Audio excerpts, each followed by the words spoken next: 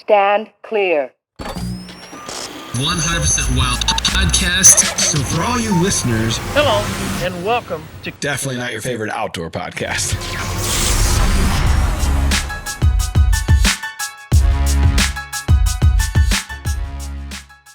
What's up, everybody, and welcome to another edition of the Drury Outdoors 100% Wild podcast. This is episode number 292, and it's powered by DeerCast. You're Tim Chelsvik. You are Matt Drury. And we got a special guest today. Yeah, and hopefully the special guest is not having to detox from all the Halloween candy. Yeah, today, as we're filming this is Halloween day, so all three of us have kids. The so temporary diabetes is about to start. Basically, we're going to do the dad tax pretty heavily tonight. Take all the food. Kids, if you got Reese's Peanut Butter Cups, they belong to me. So we've got Michael Hunsucker from the Heartland Bowhunter joining us. Not only is he having a great season, his whole family's having a great season. What's up, Michael?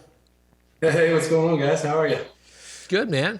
Not as good as you. I mean, I'm jealous, frankly. This is our continuing series of people who have actually killed whitetail bucks. Yeah, for some reason, Tim and I don't know why we have think of a lot of reasons. We are the epitome of, like, the meme pages make fun of people that have podcasts and don't kill shit. Influencers. That's Tim and I this year. Yes. So you're having a hell of a year so far, and I appreciate you taking the time to jump on with us and just kind of share some of this knowledge so we can hopefully something rubs off on us. Yeah, no, man, I'm very, very blessed, and trust me, I've had my fair share of the tough ones too. So it's pretty rare when all the cards kind of fall into the way they have this year. So yeah, I look forward to diving into that a little bit because it's impressive for and I see this. There's plenty of people that do this where they jump around. They kind of have their plan for the fall and they jump around from state to state. You guys obviously have done a lot of Western big game stuff. That's that's kind of part of the allure of Heartland Bowhunter. It's not just the Heartland. You guys do a lot of great big game stuff that always sucks me in, and the footage is second to none. That's always your calling card. But how do you go about planning these trips out? And when it falls in like this and you're having success state to state to state, I mean, there's some times where it feels like you're in Colorado and you guys kill a couple things, and then next day I know you're in Missouri and you killed something. It's like, okay, how are these guys doing this? Yeah. So I mean, a lot of it's dictated with what tags we draw, especially with the Western stuff. But I think growing up in the Midwest like you guys did, like it's just one of those things. You grew up hunting whitetails, and so as you kind of progress and you start to hunt more and you start to want to hunt different species, different places. And so like that was, naturally, we kind of drawn naturally that direction. And so, with elk and mule deer seasons opening a lot of times way sooner than the seasons around here, that was kind of our draw initially. And so when we got started, we were, young enough to where I was like, I'm going to start applying in all these states and building these points. And then that way, if I start now in 10, 12 years, I should be able to draw a nice tag every single year. Now that's kind of changed with the point creep, with the information, becoming so readily available to everybody that it's taking way more points now than it ever was at one point to draw those tags. And the states have figured that out. I'm sure that's a huge revenue source for them. And so it's gotten more difficult, but I always start every season kind of with, all right, like what tags, did we draw bonus tags wise? The stuff like Missouri, obviously, is over the counter state. I'm a resident, but that's a given. But we're applying for Iowa. I'm applying for Kansas. Kansas has traditionally been a pretty high success rate draw, but as of late, it's gotten more difficult. So we just sit down and kind of say, all right, here's the tags that I drew this year, and kind of lay out how we want to hunt it. And to your point, a lot of it does kind of vary on, what deer, I may be hunting here in Missouri if it's a deer that, okay, I'm not going to commit to traveling and going out of state when I want to focus a lot of effort on this deer. So it kind of just depends. Every year is a little bit different. So as we were texting, trying to line up the podcast in the last, week to 10 days, you were in Colorado, right? Yeah. Yep. So you showed me a picture of that double drop tine deer. Who was that killed that thing? It was a monster. Oh my gosh. Yeah. So that's my buddy, Tony. And so it's a pretty cool story. His and I's story. We go way, way back, but Tony, his daughter actually, it's been 10 years ago at least, reached out to me. She had a school assignment to write to somebody famous. And so everybody in her class was writing, Brad Pitt and these famous actors or whatever. And she says, I want to write Mike from Heartland Bowhunter a message, because her and her dad, Tony, they lived up in the mountains in Colorado, and he would take her to school every morning. And it was a long commute to school every morning. So they would watch before they left in the morning, they'd watch our show. And so pretty cool. She wrote me a letter. He emailed me, asked for my address, and I said, absolutely. And I wrote her back, and I think she was the only person in her class that actually got a letter back from anybody. Nice. But anyway, so he said, hey man, if you ever want, if you're interested, I run a dude ranch operation, like a vacation ranch out here in Colorado in the mountains, but we're surrounded by public land. If you ever want to come out and do a mule deer hunt, or just bring the family out and hang out, whatever, let's figure that out. And so we actually, the first time I went out, did a mule deer hunt, and I put in for the tag. I had some points built up, and it wasn't a really tough tag to draw, regardless. And so I drew that tag. And so we went out, stayed on the ranch there, it's a small ranch, but surrounded by public land, like I said. And so we did 7 or 8 days hunting mule deer out there, and just saw some really, really big deer. But it's one of those areas that's very, very, very difficult to bow hunt. Ended up getting an opportunity, like a 60-yard shot. The deer was kind of on high alert, was gone before the arrow got there type deal. But anyway, that's how Tony and I met. And so we've been friends since. I brought the family out to the ranch a couple times. We've been on a few different hunts together over the years. And then the company that owns the ranch and that he runs and manages actually ended up buying this place in the Eastern Plains. And so they wanted to, they kind of knew some history that it was decent, decent deer activity, but they wanted me to kind of come out there, help them get it all set up, and kind of help them implement a management program for that ranch. So was it a day or two before that you had killed a giant as well? Yeah, so I think it was 3 days before. It was my third day of my hunt. I killed a really, really good buck that literally looks like a baby inside the rack of the double drop tine. But a really, really good buck, really old deer, and one that we had some history with. So it was pretty cool too. Yeah. So as a Midwestern guy, are there any kind of whitetail hunting principles that you learned and live with here in the Midwest, that when you go out west, you're like, I can't do that here. I can't default to those things? Yeah, I mean, it's definitely different. The eastern part of Colorado, I compare it kind of to the western Kansas. It's wide open, really dry, desolate country, but all the whitetails, thrive along the river systems. And it's honestly one of the best places, the most fun places that, I like to hunt whitetails, because it's open. I usually hunt it during the pre-rut time, when you can decoy, you can call, you can do so many things, where these deer are pretty visible, as opposed to the Midwest, like in Missouri. We're heavily timber and lots of cover, and I might be hunt a deer for all season long and see them once or twice or whatever. These deer are a lot more visible, especially this time of year when they're more vulnerable. So, when it comes to the hunting side of things, though, it's a little bit different. Their travel corridors are a little more narrowed down, and they're a little more funneled. It's really conducive for hunting during the rut, which is why that's when I tend to go out there. Okay. I was wondering about that, because that's really my question is, how do you decide to spend your time? I would have a hard time, just going from one lease to the other lease. It's hard to decide when to go. I mean, the cameras dictate a lot of that, but I can't imagine the travel and the kind of the planning that goes behind going to a whole nother state, especially when you have a young family and there's just obligations that you can't get around all the time. That's got to be difficult to plan that. Yeah, no doubt. And especially since, like I said, I do have some, young family growing up, and ever since I, started having kids, that definitely changed. We used to do the old Western tour for, beginning of season, be gone for a month, 3 weeks, whatever. And so since then, we still, if we get back-to-back tags, and I'll still maybe do a couple weeks out west, but I usually try to split that up to where I can, go on a trip, be back home for a week. And then, we're lucky enough to have property right here where I live. And so, it's easy for me to jump in the blind with the boys when I get back in town and run cameras. But to your point, and cell cameras have made it. I mean, they're just unbelievable. They're awesome, but they've made it they've made it very difficult. You know, in seasons past, I've been on hunts, and you're maybe not having the best of luck on this hunt out of state. You drove 10 hours, 8 hours. You're pretty committed, and you're just like ding ding ding ding. Your buck's just daylighting and just tormenting you. And Sean's having one of those moments currently right now where he's trying to. He's trying to figure out where to dedicate his time because he's kind of torn between different states. But it makes it tough, man. Yeah, it's like playing whack-a-mole. Sure. You go over here, they're over there.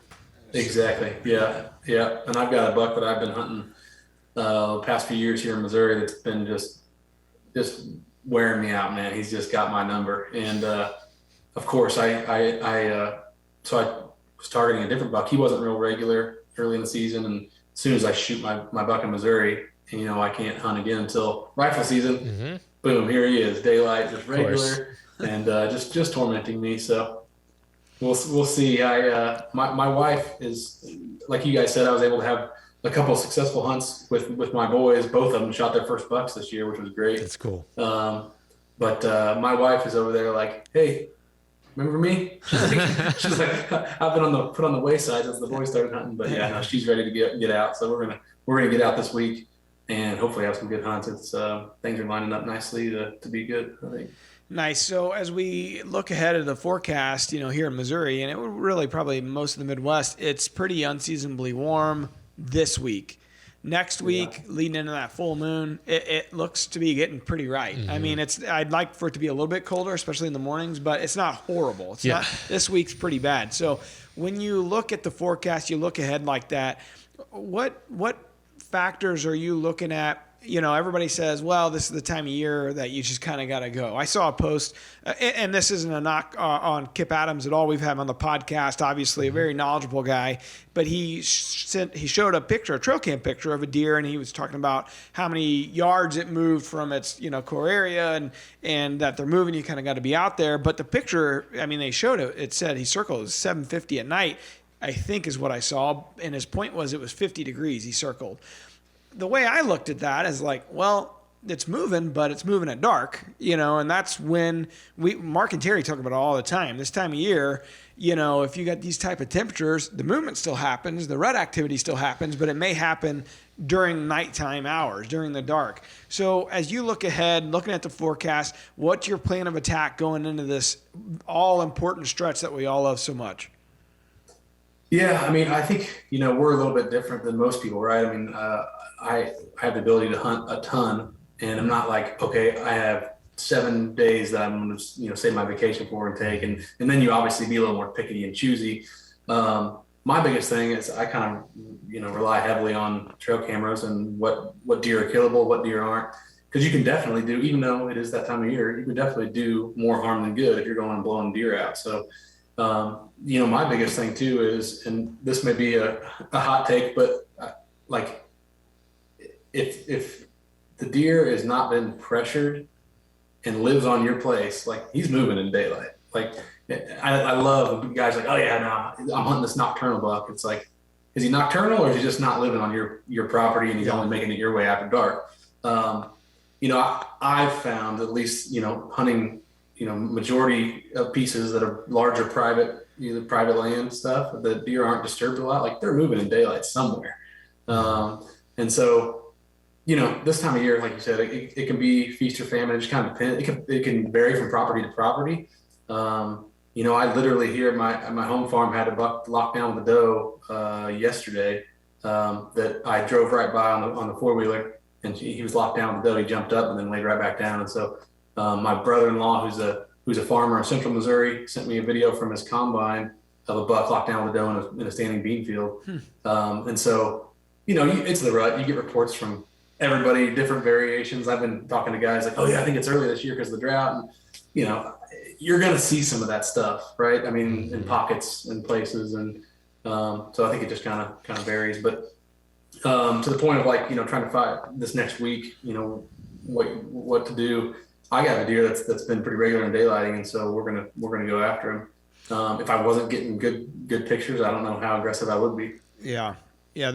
I find interesting and Mark and Terry are masters of that, and knowing when to really dive in and start hitting it hard, and they got a track record to prove it. But when you don't have a track record, Tim and Matt, and you see this stuff and you're like, okay, is this when I need to make that move? Is this the time to get aggressive? And this really, historically, this time of year is the time you get aggressive, a little more aggressive, but I'm still paying attention to the wind. I'm still paying attention to the conditions, if the pressure's rising, if what the wind speed is. And, I know you got to be there to kill them, but like you said, if you got nocturnal deer, pictures are still nocturnal.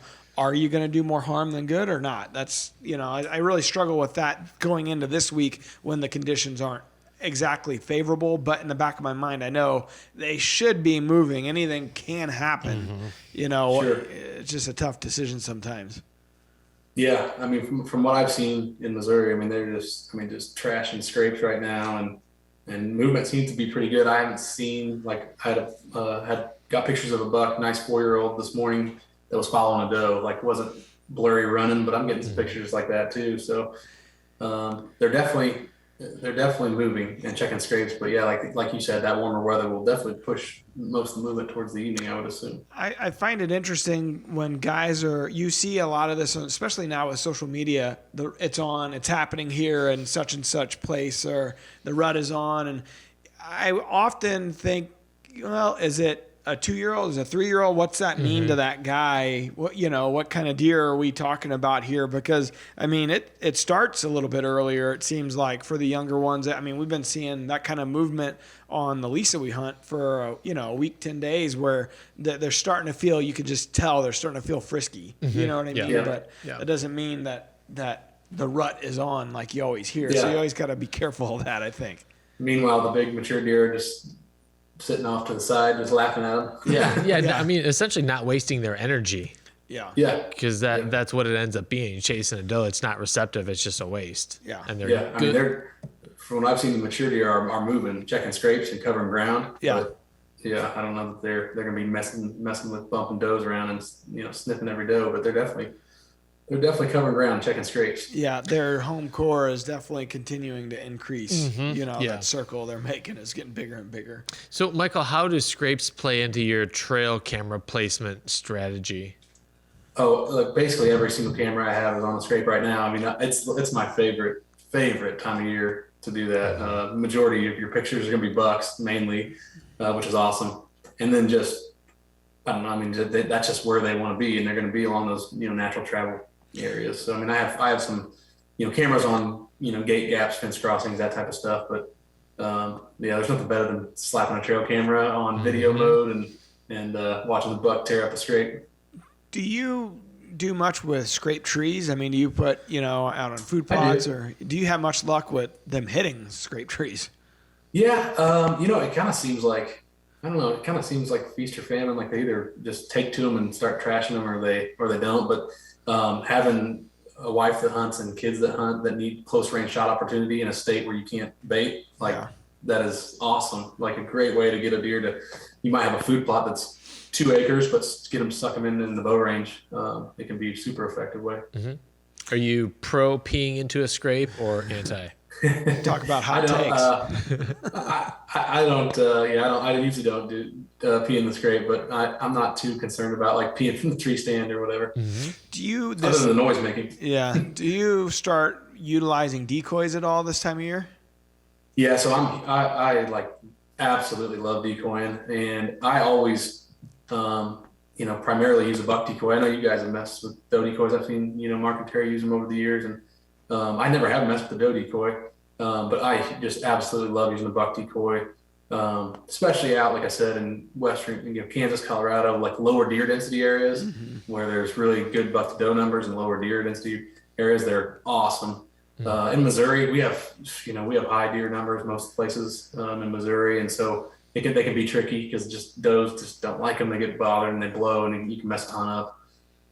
But in those situations, I'll usually, I might hunt like a spot where I would never usually hunt without a decoy. Like your shot opportunity is very little, like maybe off the fringe a little ways, but we have great visibility, and you might see a buck cruising, bang the horns together, and catch his attention. That's that's primarily where I'll use the decoy in like Missouri or higher deer number areas. And how do you orient the decoy? Do you find that matters in terms of how the buck comes in, postures, and your shot opportunities?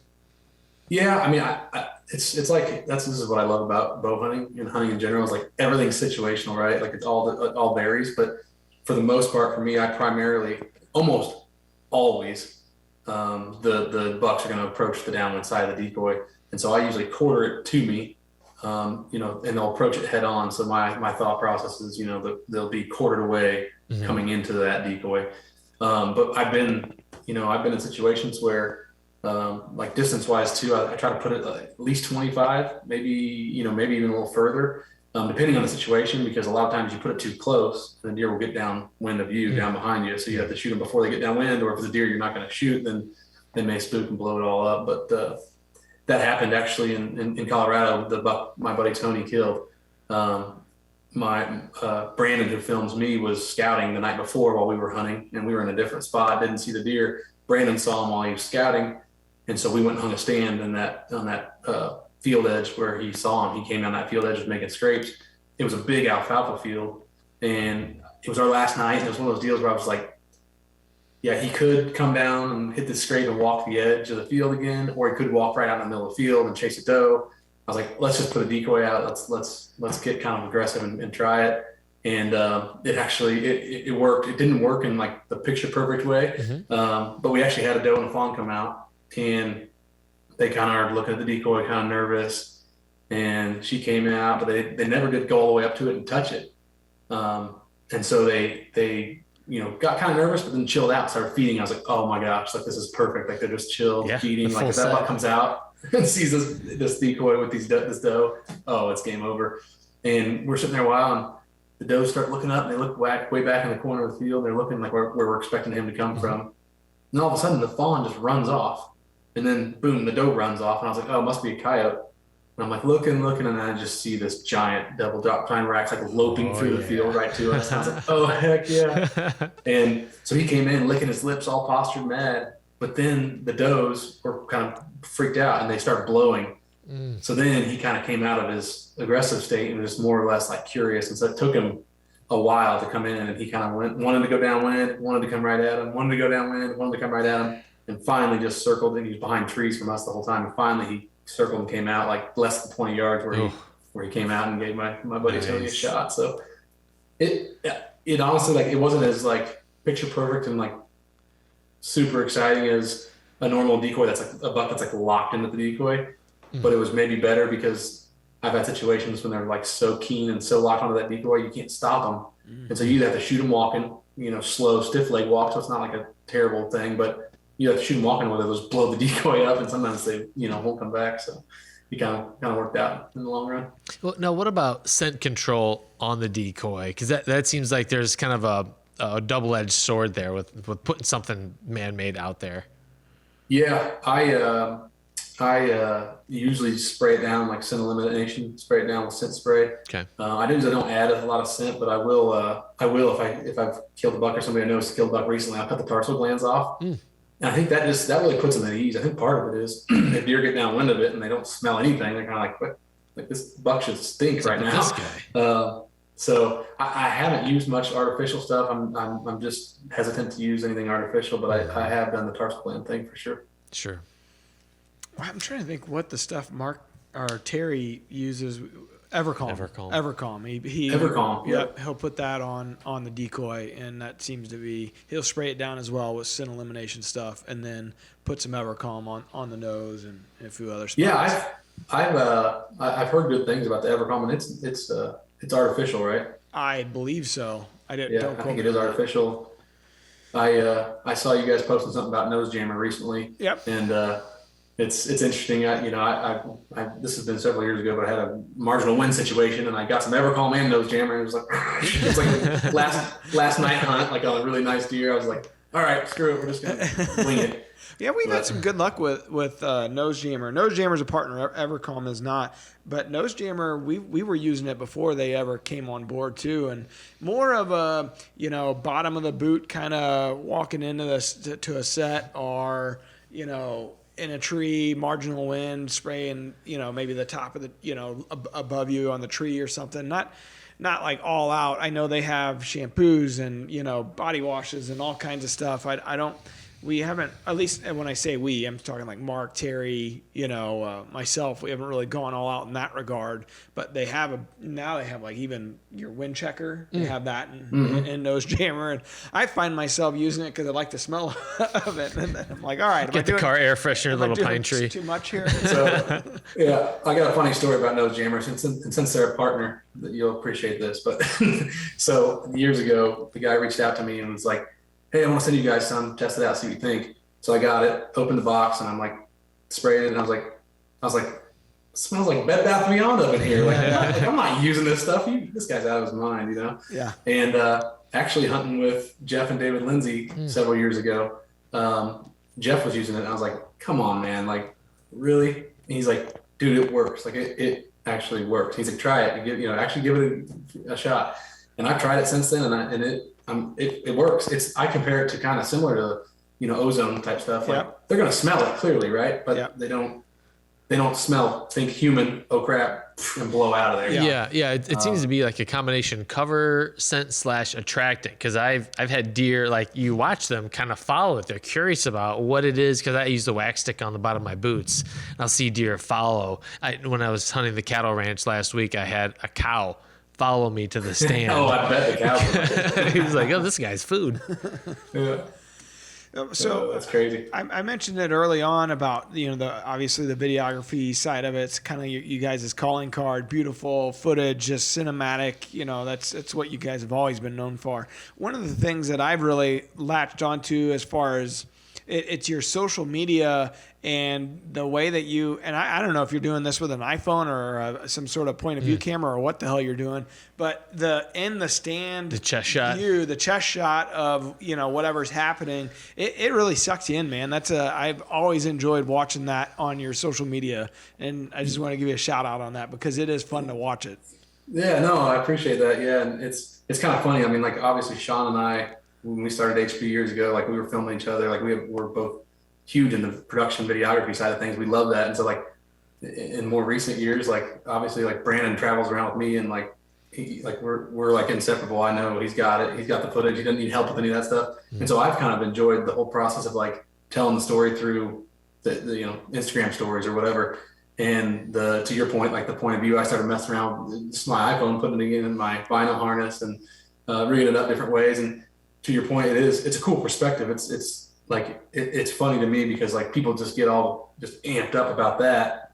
And I can have like literally the most high-end, super high-speed slow-mo shot, and it's not the same, right? It has like a different kind of feel. It feels more real, like you're really there, in the stand. And so, I absolutely love it. And actually, like it adds a little more intensity and like excitement to the hunt because like, oh crap, gotta set up, make sure I'm filming and get all this stuff rolling. So. That's the other part I was going to mention. Like, it's one thing to do it when a 2-year-old, 3-year-old, does in front of you, but you're getting it and getting the actual kill shots. And that's a oh shit type of moment as you're very intense as you're leading into like, I'm fixing to kill this deer. That's one more element to make sure it's set up and correct and all that. So if you're listening or watching this and you don't follow Michael yet, I would highly recommend it because his stories are really fun to tag along with. You do feel like you're right there sitting shotgun. Yeah, well, thank you, man. I was filming my buddy Tony when that drop tine came running in, and my whole idea was like, all right, like he's hunted elk and mule deer, a lot of western stuff, not a lot of big whitetails, and so I was like, all right, like, and I knew he like really this deer had a number. He had his number. He had an encounter with him the year before and just nicked his back, and so he was kind of under his skin. But I was like, all right, like don't amp him up. Like if this deer comes out, like just keep calm and don't make him more excited than he's already going to be. The deer comes like charging, running in. I was like, Tony, it's him. I was all flustered, I lost my composure. And to my point, I was filming and so literally was filming with the camera. And so like I didn't have a chance to like literally set up anything. Turn my phone on. I was too flustered then. So. Yeah, it's fun to watch. Well, something I've been trying to rip off that you guys have done was your archery goose hunt.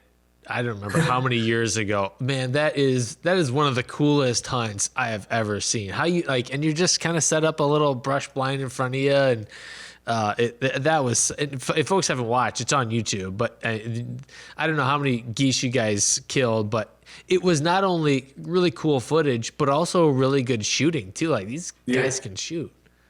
Yeah, no, it's fun, man. I grew up waterfowl hunting and love waterfowl hunting, and obviously a huge bow hunter. And I duck and goose hunt with a shotgun too. But it's a fun, just added challenge, and for us, like for me, I mean, a lot of people, the whole reason they get into waterfowl hunting is the camaraderie side of things, and it's pretty light and laughing and hanging out and just shooting the shit with the boys, and so it's pretty fun to get out and do that with the bow, and it's challenging to your point. It's a nice palate cleanser from the tough whitetail season to go out and chase. Seriously, that's what it is. Like after freezing your butt off late season and in the stands, like all right, let's just get out. We can hang out with the guys and no pressure. Yes. So as we look forward to I'd say the second half of the season, what are you looking most forward to, and what's on the bucket list here? Man, my season's been made time and time again already for me, so I'm just like, I'm not too concerned with whatever happens the rest of the year. I would like to get my wife a shot at a deer. And that could be, can be a more difficult task than it sounds. I mean, with Taylor and growing up with women hunters and kids and stuff, it's just, you got to get them close. You got to get them, close shots, and it can be difficult. But I will say, typically, I'm not tagged out this time of year, and my wife hasn't historically been able to hunt a lot during the rut, so I'm excited for that opportunity, because it seems like in Missouri, that time of year is a great opportunity to get a deer close. You can call to them and suck them in tight. You can hunt a food plot with a scrape tree or a fence crossing where they're just gonna be cruising through. So definitely this time of year lends closer shot opportunities more often than other times of year. Well, you guys, do you ever do any, rifle hunting in Missouri, or take the boys, or like what's the thought process there? Obviously the name's Heartland Bowhunter for a reason, but what's the thought process around gun season? Yeah, I don't really gun hunt at all. I definitely will take the boys if they want to, gun hunt. I got them started with the crossbow, which is awesome that Missouri allows that, and Kansas allows it as well. Because I was actually talking to somebody recently, and their state, I can't remember what state it was, but does not allow crossbow hunting even for like youth. So you have to literally have a disability to use a crossbow or use it during gun seasons. But yeah, I mean, as my kids get older and if they express interest, for sure, it's just something that I've found opportunities to bow hunt other places all the time, and so it's kind of I'm just hooked on the bow hunting side of things, getting them close, and but definitely there's been deer over the years and times when I'm been like, man, you know what? I really wish I had a rifle right now. Same. I don't need to add any more challenges to my already challenging season. You're a realist. By the time gun season hits, I'm like, thank goodness. Let's just make this thing happen. A shitty hunter, maybe I got a chance here. I mean, it goes back to your point about like time, like literally time on stand kills more deer than anything. And not saying just go sit a stand every day and blow the area out, but you know what I mean? Like the ability to hunt and spend time in my hunt. Shoot, I can't even tell you how many days I've been hunting this year already. So it's one of those deals where I have the ability to do that. But if you don't, for sure, utilize your time the best way, like you're talking about, whether it be gun season or whether it be, my favorite time to bow hunt in Missouri is literally the 5-6 days right before rifle opens. Because once rifle opens, things change. So, utilize that time wisely. 100%. Yeah. We want to help our buddy Bane out with a question of the day? Yeah. All right. So the question of the day is probably brought to you by Sportsman's Channel, your home for Winchester and Drury's natural barn and everything red, wild, and blue. Why during some seasons the deer will find and devour our turnips and radishes, and some years they do not touch them at all? Okay. And Bane has been taken hostage. Someone coerced him into asking that question. He sounds like me trying to voice text. That's what they do, basically. That is how that works. Or he's got a Kalashnikov pointed at him. So what do you think here about Bane's question? That is interesting, because you see that. I've seen that happen with properties, and not normally the same property year to year, but on different properties. I've seen that, like, properties with super high deer density. I mean, they're going to smash the brassicas, turnips, radishes, that type of stuff. to where if deer are, on a property where there's food in his abundance and they don't need to eat it and they don't, it's palatable different times of the year, they may not mess with it as much. But, that is interesting. I will say on like the same property, if one year they're going to eat them, one year they're not, I don't know what could be the determining factor other than potentially, not having as hard of a frost yet. I know when we do have a hard frost, that's when they could typically get the most palatable. That's what I was going to say. Maybe it was a warm year and it just didn't happen as quickly. You know what I mean? Timing, yeah, timing wise on the first frost or a hard frost, because it'll take a couple of them before those sugars break down, right? Yeah. And I mean, like you plant those things in an area where food is a limited resource, like they ain't making it till the first hard frost. They're eating it right out of the ground. Yeah. All right, Bane, get a hold of us via the Rack Pack, and we'll send you a hat for having your question answered on the show. And if you want to have your question answered, just hit the link in the show notes and record something for us. Do it as naturally or as unnaturally as you please. His name's Bane, so maybe Batman had him. Yeah. Right. It could be. Love the Batman. All right. Okay, the wildlife word. It's brought to you by DeerCast Wind Check. Pick the right stand and map out your access up to 5 days in advance using DeerCast Wind Check. It's available now with an Elite Plus or unlimited DeerCast subscription. Woo-wee. We're talking about fat. It's kind of... It's home. It's home. It's Halloween. Yeah, fatten up. Right. Well, winter's coming. Caul fat is the only tasty fat on a deer. It's the only palatable fat on a deer. Where should you detach it at?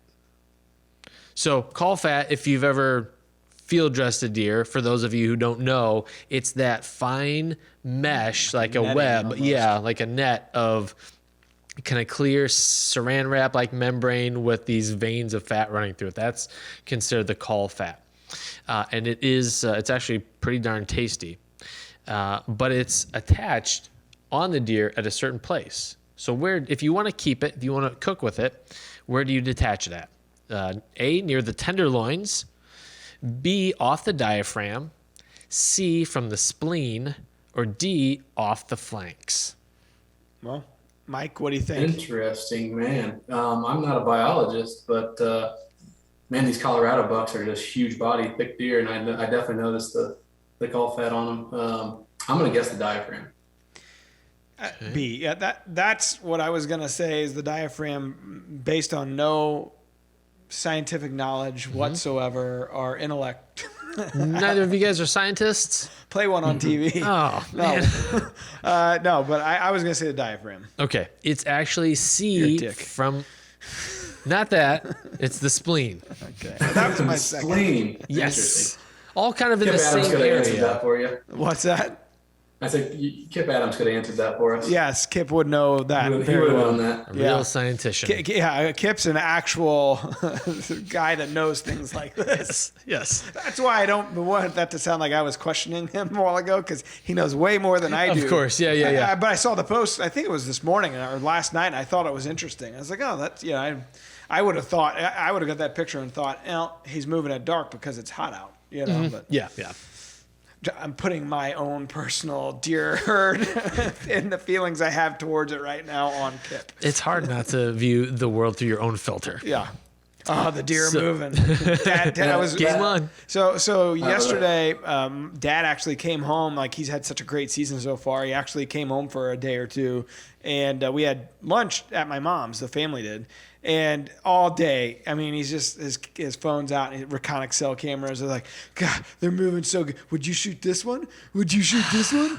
Would you shoot this one? Like, yeah. Sounds like your dad, too. I'd shoot all these. Oh, man, look at this deer. Basically, it's like, oh, they're moving today. They're moving today. And I'm look like, at you. You're here with your family, you I looked loser. at mine. I'm like, well, my shitty farm says they're not. So take that. Yeah, that nocturnal comment that I made earlier really hit home with you, didn't it? So, Yes. He's triggered. I'm triggered, all right. It's hard. It's honestly hard to be like mentally here this time of year for me. I'm just like, bing, bing, like looking at my phone. Oh, yeah. Thinking, like, if I'm not hunting, I'm just like, I wonder what the deer are doing. Yeah. I mean, and I'm sure your wife brings it up. Mine does, because like dinner time, it's like, you never seem like you're actually here when you're here. I'm like, I'm working. Honey, I'm physically present. Isn't that good enough for you? Yeah. Luckily I can just take mine and take them to the blind, jump in the blind with them. Yeah. So. Brilliant. All right, Get it fixed both ways. let's hit a shout out. We got a 5-star Apple review from our buddy Adam Jones. He says, "Great hunting podcast. Thumbs up. As a hunter from South Central Iowa, you guys have a very relatable podcast. Each episode is packed with lots of great information and great guests." Michael? Except for this one. This episode sucks. It's a flyer.